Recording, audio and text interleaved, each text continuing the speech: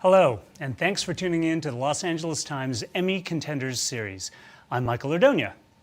Today we have in the studio the star of Saved by the Bell, NYPD Blue, and now Fox's dystopian vampire apocalypse series, The Passage, Mr. Mark-Paul Gosselaar. Hi. Thanks for coming by. Thanks for having me. Although, to tell the truth, the first season of The Passage is really the kind of wind-up to the apocalypse, right? Yeah, so our first season was the story of the first quarter of the first book. Yeah. It's based on a trilogy of books written by Justin Cronin. And really, the first book was the start of an epic tale that hopefully we will get to tell over the next couple seasons. Couple, could be many seasons if you tell the whole thing. Yeah, I hope so. Did you have any trepidation taking on a vampire novel property or monster apocalypse property, because there's so many of them? Yeah, there are so many of them. One of the defining factors for me was the pedigree behind this. Ridley Scott, Matt Reeves, helmed by Liz Heldens, who took over Justin Cronin's books and adapted the story that we're telling. But there are so many genre pieces out there, and I think what separates us and what was so evident in the pilot that I read was the heart of our story is the relationship between my character and the little girl, Amy Belafonte, played by Sanaya Sidney.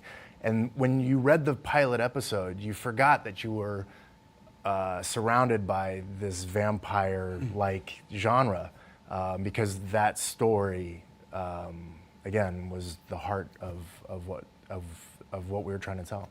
Yeah, that is really different. That relationship is absolutely the beating heart of the story. Yeah, and it remained that way through the entire series. Right. And hopefully it will remain for the course of the show as long as I'm on it.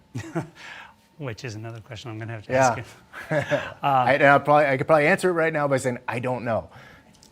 We don't know. I mean, honestly, when we did the pilot, all we had was a pilot script in our hands, and we all signed up for this pilot.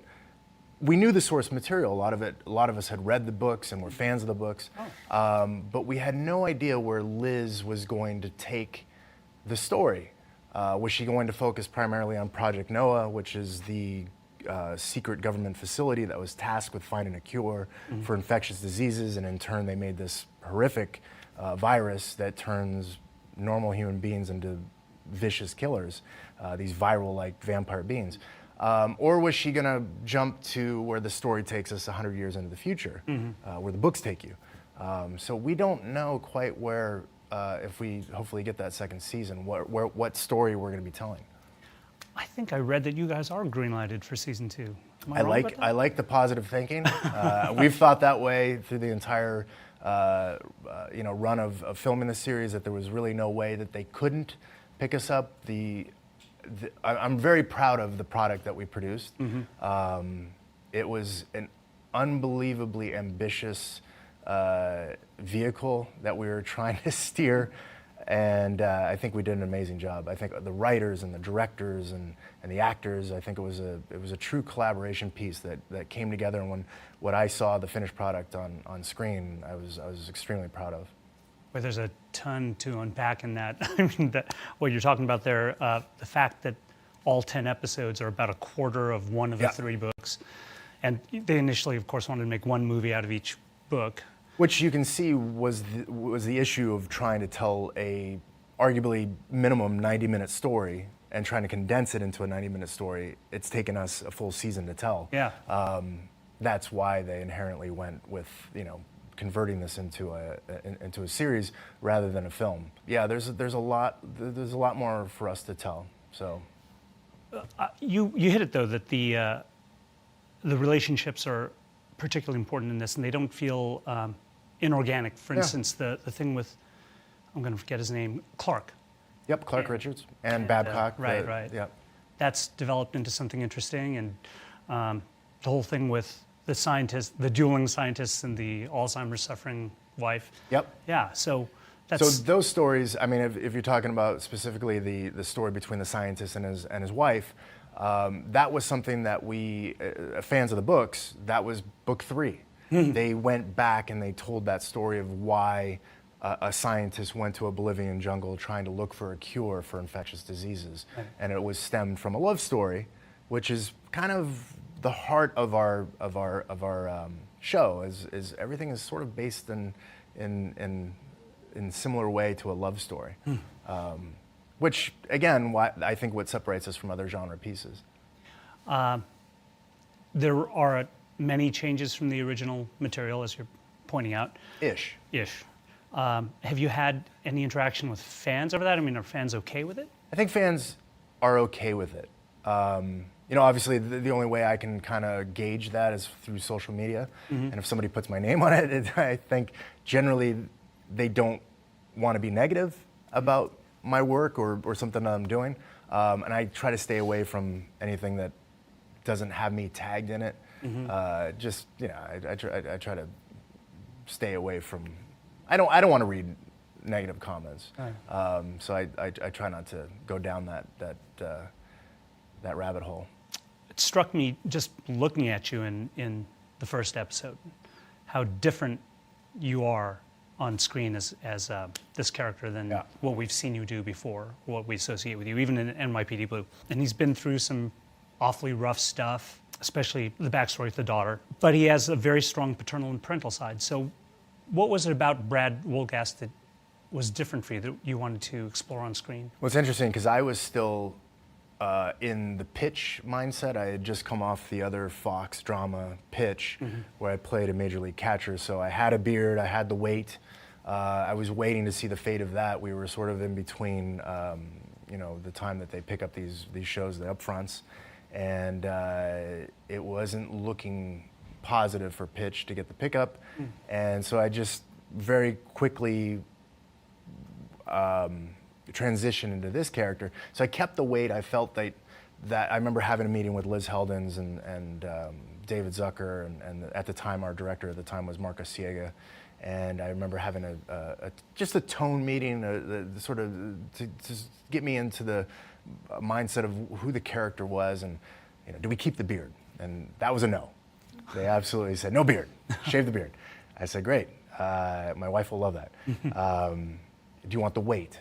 And they said, well, you could, if you want to lose 5 pounds, it's okay, but don't gain any more weight. I said, I'm not going to gain any more weight. But I felt that the weight symbolized this sort of paternal figure that I was playing, and I thought it was it was juxtaposed against this little kid, and it just played into the paternal figure. So I kept a little bit of the character that I was playing on Pitch, and just transformed him into Brad Wolgast. It's sort of an interesting physical note that I hadn't thought of, that maybe that... Well, I mean, the thing before Pitch, too, I was on a sitcom for NBC at the time, and I was 30 pounds lighter. I've subtly played characters my entire career. People, I don't think, notice that as much because it is television. So, there's a long span between projects. But if it were a film and they were, back to back, you would see like, oh my gosh, she gained a lot of weight over the course of time. But for me, it's, in 2015 I was a completely different character, and then for Franklin and Bash before that, I was a completely different character.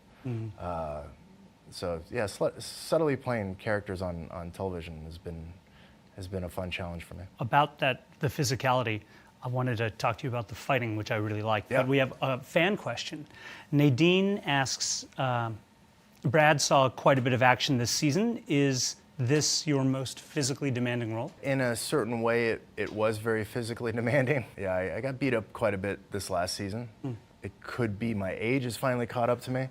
But physically demanding, Pitch, where I played the major league catcher, was physically demanding in another way. But arguably, the fights and the weapons training that we do, it was physically demanding. I was very proud of the stunts that we were able to accomplish, and I enjoyed any time that we were allowed to be physical. I think that's one of my strengths, is that I can incorporate that into my roles, and I was very I was very pleased to be able to participate. Well, I really like the combat specifically? Because it looked specific. It looked like you and your fight choreographer had chosen a style of fighting that he knew that he had. Yeah, and that's funny you bring that up. I am a practitioner of Brazilian Jiu-Jitsu, so I've been training for over 10 years, and the stunt coordinator is a practitioner as well of Jiu-Jitsu, and so a lot of the stunt guys that we were working with are all Jiu-Jitsu, Muay Thai, and there was a very specific scene where we only grappled. There was no punches thrown. Mm-hmm. All it was grappling and chokes and sweeps, and yeah, it was fun to coordinate that, and then actually present it to the director at the time was Eduardo Sanchez, and he signed off on it, and we were like, it's great. No punches were thrown, and we got to grapple on screen. Yeah, I'm all for it. I love it when characters. Specific styles. Exactly. Yeah. And we felt that Brad Wilgass, being an ex-Special Forces, would have that sort of style, little more ground-based style. Mm-hmm. Not too flashy. So yeah, it's nice that you notice. Oh well, it makes sense that with his background, he wants to control his opponent, not. It's not good for camera, this jumping around, kicking and punching. Yeah. It's, well, the whole thing with jiu-jitsu is position over submission, so right. That's very much in line with how Brad is. It's being able to, be in a position and subduing his foes before actually striking and moving on. Right on. Very calculated. So when season 2 comes on, and he's in it, even if it's 100 years in the future, there'll be more of this grappling, right? I sure hope so. I mean, I envision it as just, us battling vampires. It just becomes like a great, John Wick, John Woo sort of style show. Honestly, I don't know. All I'm doing is I've been training now for the last 3 weeks. I had a shoulder injury, which needed shoulder surgery back in January. So I'm recovering from that, going through the physical process of fixing that. But since April 1st, I've gone into a complete training program to get me ready for the second season, if we go back. Mm-hmm. If. I can't really get and much out of it. If we don't, I'm going to be in great shape, and maybe I'll jump on The Walking Dead or something. Right. Well, next time they see, they'll say, "Where's the weight?" Yeah. I just want to take the opportunity to praise your co-star because she's remarkable. She seems older than her years. She's 12, right? Yes. As far as we know. She claims you never to be know 12. with these young actors. Yeah. She's 12. She's grown rapidly in the last 2 years that we've filmed the pilot, to then waiting to see if the pilot gets picked up to go into production. Mm-hmm. We've been trying to stunt her growth. How was establishing that relationship with her on screen? Did you have to do anything specific?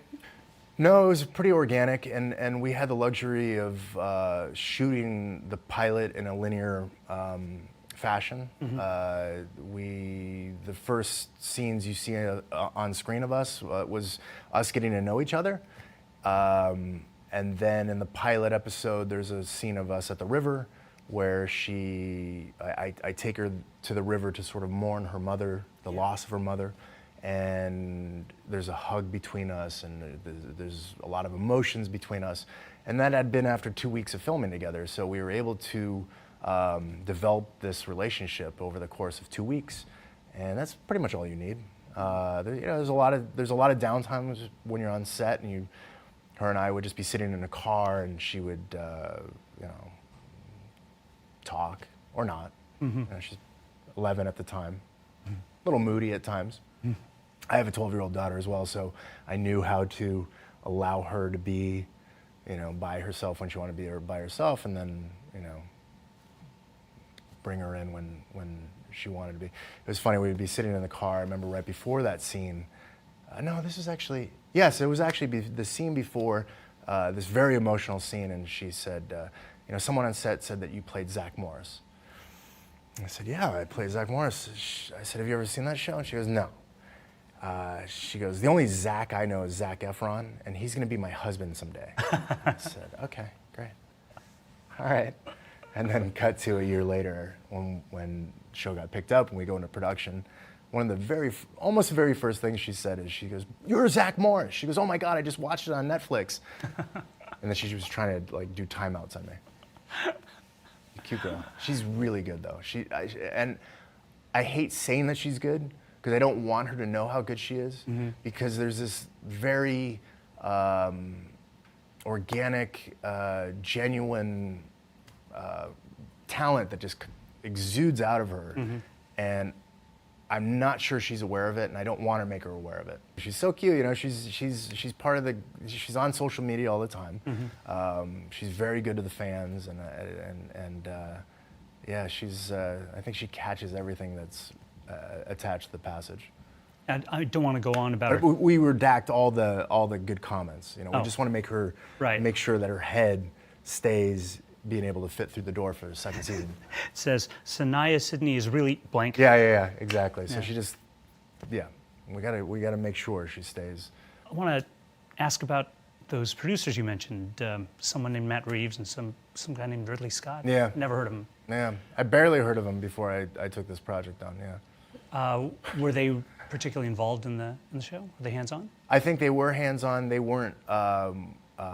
I think they were more in the shadows and getting the show up and running, dealing with Liz Heldens and making sure that production and the writing were on par. And then with editing, and I'm sure they were very much a part of it. Were they on set? No, they don't need to be on set. We felt during the production and the filming of this as if we were an established show that had been on the air for many seasons. Never felt at one point that we were a first season show. We never struggled really at any point. I think everything had been fleshed out, and by the time the actors got a hold of it,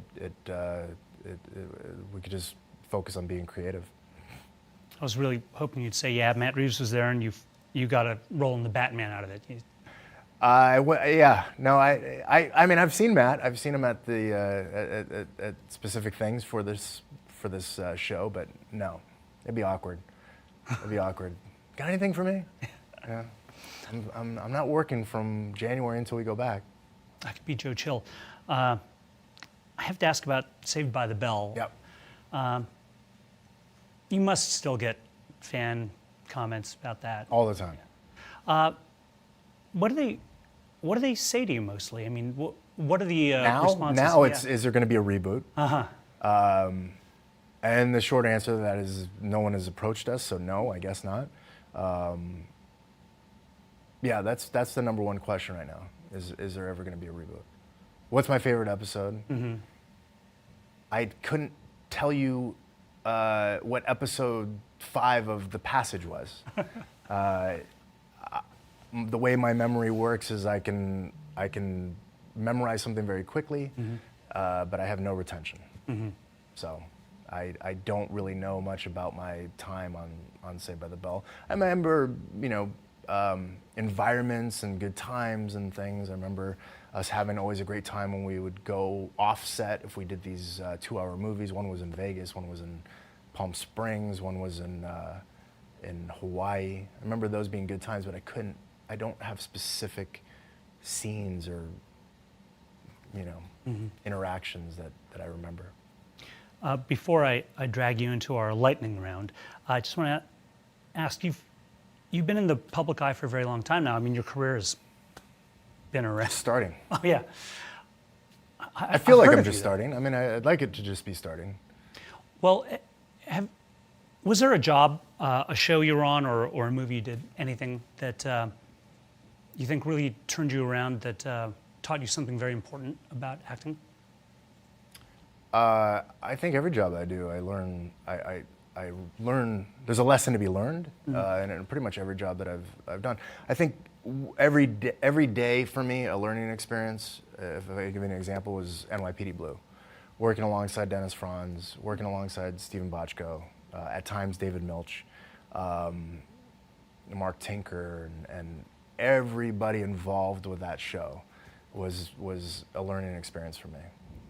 Not only were we given great material that as an actor, you feel safe. It's a safe environment to create in and just work and live in.